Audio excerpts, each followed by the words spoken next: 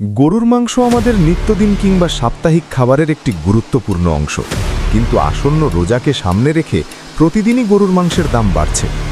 এ বিষয়ে ব্যবসায়ীদের জিজ্ঞাসা করলে তারা জানান, গোখাদ্য যেমন গোদানা, ভুসি ও কাঁচা ঘাসের দাম বাড়ার কারণেই মূলত মাংসের দাম বেড়েছে।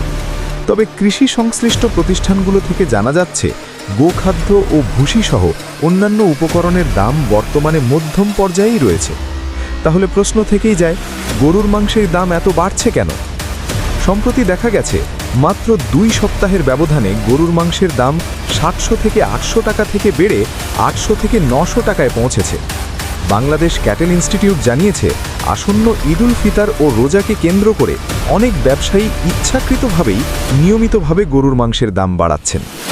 সরকারি বিভিন্ন সংস্থার কর্মকর্তারা নিয়মিত অর্ধগতি বাজারে গিয়ে পণ্যের দাম যাচাই করলেও তার তেমন কোনো প্রভাব ব্যবসায়ীদের ওপর পড়ছে না। এখন প্রশ্ন হলো, বাকি কয়েকদিন ও রোজার মধ্যে কি গরুর মাংসের দাম আরও বাড়ার সম্ভাবনা আছে? এর উত্তর হলো হ্যাঁ। ব্যবসায়ীরা জানিয়েছেন, রোজা শুরু হওয়ার প্রায় 12 দিন আগে এবং পুরো রোজা মাস জুড়েই দাম অর্ধগতিতে বাড়তে পারে।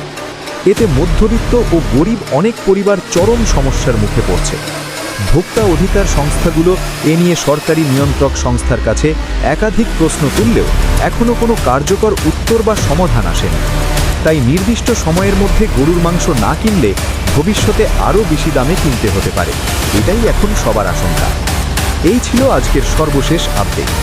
ধন্যবাদ দেখার জন্য।